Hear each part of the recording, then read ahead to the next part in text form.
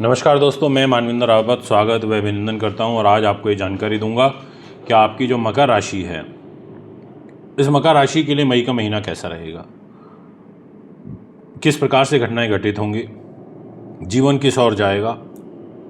आपकी राशि के स्वामी शनि महाराज हैं। शनि आपको कैसा रिजल्ट देंगे, शनि कहीं आपके जीवन में हितकारी तो साबित नहीं होंगे इस महीने। आपका फाइनेंस, आपका कैरियर कैसा रहेगा, आपकी लव लाइफ कैसी रहेगी, आपके सुख साधन कैसे रहेंगे, आपका हेल्थ सेक्टर कैसा रहेगा, आपकी पर्सनल लाइफ कैसी रहेगी, बिजनेस पार्टनर के साथ रिलेशन कैसे रहेंगे, फॉरेन का काम होगा या अभी टलेगा, भाई बहनों का सपोर्ट मिलेगा या धोखा मिलेगा। ये सारे जो तमाम पहलू हैं, इन पर आज मैं प्रकाश डालूंगा और आपसे डिस्कशन करूंगा। निवेदन यही करूंगा कि अगर आप हमारे यूट्यूब पर नए हैं तो चैनल को सब्सक्राइब फॉलो ज़रूर करें। अगर आप हमारे फेसबुक पर नए हैं, अभी अभी जुड़े हैं, तो आप फेसबुक को ज़रूर फॉलो करें ताकि सारे अपडेट तुरंत पहुंच पाएँ। आपके सामने डिस्प्ले में कुंडली भी लगी हुई है, जहां 10 नंबर लिखा है, ये आप ही की राशि है मकर, और बाकी जो अदर वो घर होते हैं, हाउस होते हैं, जहाँ 11 नंबर लिखा है वो मकर राशि के बाद कुंभ आती है, वो कुंभ है। 11 नंबर वो धन का घर है। जहाँ पर 4 नंबर लिखा है वो आपकी कर्क राशि है और वो आपके मैरिज लाइफ का घर है। जहाँ 6 नंबर लिखा है वो कन्या राशि है, वो भाग्य का घर है। जहाँ 7 नंबर लिखा है वो कैरियर का घर है और उसको कर्म भाव, दसम भाव कहा जाता है। ऐसे अलग अलग हाउस, अलग अलग स्वामी, अलग अलग दायित्व। ये महीना इसलिए महत्वपूर्ण है दोस्तों क्योंकि इस महीने 3 सबसे महत्वपूर्ण परिवर्तन होंगे। एक होगा देवगुरु बृहस्पति का। गुरु महाराज राशि परिवर्तन करेंगे और वो 3 नंबर राशि में चले जाएंगे। 3 नंबर यानी कि मिथुन, यानी कि छठा भाव, यानी कि रोग चोट का घर, शत्रु बाधा का घर। 2 नंबर को छोड़ देंगे, 5th हाउस बुद्धि वाले घर को छोड़ देंगे और 3 नंबर में चले जाएंगे। ऐसे ही राहु केतु राशि परिवर्तन करेंगे, पूरे 1.5 साल के बाद करने जा रहे हैं। 18 मई को राहु चले जाएंगे, 12 नंबर को छोड़ के 11 नंबर में, जहां आपको दिखाई दे रहा होगा उधर आ जाएंगे। और जहां पर 5 नंबर लिखा है वहां आ जाएगा केतु। पूरे 1.5 साल के लिए वो 6 नंबर को छोड़ देगा, यानी कि ये भी काफ़ी महत्वपूर्ण हो जाएगा। अब राहु केतु और गुरु का परिवर्तन, शुक्र का कोई परिवर्तन नहीं है, जहां वो 12 नंबर में बैठे हैं वहीं रहेंगे। इसके अलावा जो सूर्य ग्रह आपको 1 नंबर में दिखाई दे रहे होंगे वो 1 नंबर को छोड़ के 2 नंबर में आ जाएंगे। सूर्य उच्च के हो जाएंगे, ये उच्च की राशि को छोड़ के 1 नंबर को 2 नंबर में बैठेंगे। आपके एक तरीके से बुद्धि उन्नति के घर में बैठेंगे, नीति शास्त्र और विद्वानता के घर में बैठेंगे। देवगुरु बृहस्पति 2 नंबर में इनका विराजमान होना, ये जो साइन होता है ये एक तरीके से मिला जुला होता है। और 14 मई को जब वो छठे भाव में रोग के घर में जाएंगे तो वो तनाव भी देंगे। तो अगर मैं कैरियर की बात करूं तो मैं यही कहना चाहूँगा कि फर्स्ट 14 डेज तक कैरियर में आपके स्टेबिलिटी की कमी रहेगी, कैरियर आपको परेशान करेगा, क्योंकि सूर्य की नीच दृष्टि आपके कैरियर के घर पर 7 नंबर राशि पर रहेगी। आपको बहुत सावधानी के साथ काम करना होगा। ये बात आप मेरी बहुत अच्छे से समझने का प्रयास करिए। अगर मैं आपके मान सम्मान की बात करूं तो मैं ये कहूँगा कि शनि आपके मान सम्मान को संतुलित रखेगा, संतुलित रखेगा।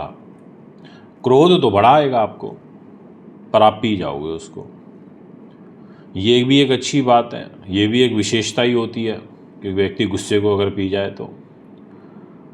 दाम्पत्य जीवन के घर में मंगल विराजमान है। मंगल ने कहा देखो भैया, मैं बैठ गया मैरिज के घर में, मंगलिक दोष बना के बैठ गया, सारा गुस्सा जीवन साथी पर निकलेगा, सारा का सारा गुस्सा जीवन साथी पर निकलेगा, बिजनेस पार्टनर पर निकलेगा और रिलेशन जो है कहीं ना कहीं डिस्टर्ब होगा।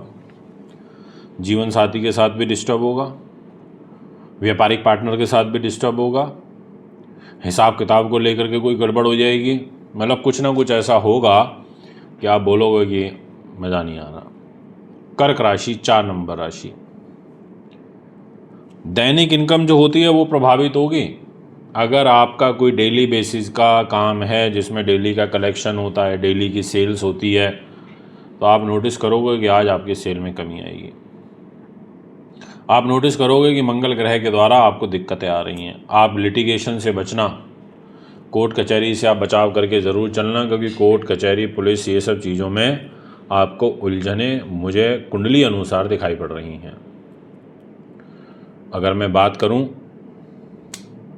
कुछ और महत्वपूर्ण पहलुओं के बारे में, तो मैं ये कहना चाहूँगा कि आपका जो सेकंड हाउस है, जो पैसे का घर है, वो शनि के पास है और परिवार का भी घर शनि के पास है और शनि राहु की युति बनी हुई है। तो पहले 18 दिन आपके परिवार में कलह कलेश बनेगा। झूठ बोलने से बचे और अभद्र शब्दों का प्रयोग बिल्कुल भी ना करें। घर से दूरी बनेगी, डिस्टेंस बनेगा, ऐसा आपकी कुंडली कहती है।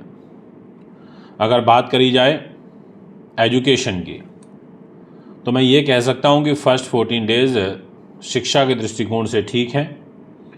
कुछ करना चाहते हैं विशेष कर सकते हैं। उसके बाद सूर्य का आगमन आपके एजुकेशन के घर में हो जाएगा 2 नंबर राशि में, और वो फिर आपका पढ़ाई में कंसंट्रेशन नहीं होने देंगे, दिशाहीन करेंगे, भटकाएंगे, ऐसा आपकी कुंडली कहती है। क्रोध की प्रवृत्ति ज़्यादा बढ़ेगी। अगर गर्भवती महिलाएं हैं तो मेरा विशेष आग्रह रहेगा, थोड़ा ध्यान रखना, सावधानी बरतना, दिक्कत आ सकती है। टैबलेट वगैरह मेडिसिन सब टाइम टू टाइम लेना। अगर बात करी जाए आपके प्रॉपर डेस्टिनी के घर की, तो वो बुध के पास डिपार्टमेंट आ जाता है, जहाँ पे 6 नंबर लिखा है, उसका स्वामी बुध है। वहाँ केतु बैठा है तो थोड़ी रोक लगा रहा था। केतु इस घर से निकल जाएगा 18 मई को, और बुध जो है आपको 23 मई से लेकर के और महीने के अंत तक, आप नोटिस करना इन 7 दिनों में आपको कोई बड़ा एडवांटेज, कोई बड़ा लाभ कुंडली अनुसार होता हुआ ज़बरदस्त मुझे दिखाई पड़ रहा है। अगर मैं आपसे बात करूं विदेशों से संबंधित जुड़े हुए कार्यों की, तो मैं यही कह सकता हूं कि अभी समय अनुकूल नहीं है। कार्य फंसेंगे, कार्यों में बाधा आएगी, क्योंकि आपका जो विदेश का मालिक है वो आपको तकलीफ़ देगा, वो आपको कष्ट देगा। विदेश वाले घर में आपके मुझे कष्ट परेशानी नज़र आ रही है, ये मैं आपसे कहूँगा। थोड़ा बचाव करें। जितने भी इंजीनियर्स हैं इलेक्ट्रिकल इलेक्ट्रॉनिक्स में, वो भी थोड़ा सा बचाव करके चलें। पॉलिटिशियन लोगों के लिए शुरुआती 14 दिन अच्छे हैं। कोई प्रॉपर्टी, वाहन, ज़मीन, जायदाद अगर आप लेना चाहते हैं, तो शुरुआती जो फर्स्ट 14 डेज़ हैं वो आपके लिए अनुकूल दिखाई दे रहे हैं। दोस्तों, ये है एक ओवरऑल पूरा का पूरा विवरण आपकी कुंडली का। अगर आप भी अपनी कुंडली बनवाना चाहते हैं, दिखाना चाहते हैं, पूजा पाठ, रत्न, रुद्राक्ष लेना चाहते हैं, आप मुझे कांटेक्ट कर सकते हैं। अच्छे रत्न, अच्छी क्वालिटी के अभिमंत्रित सिद्ध किए हमारे पास मिलते हैं, उनके लिए भी आप हमें संपर्क कर सकते हैं। नमस्कार।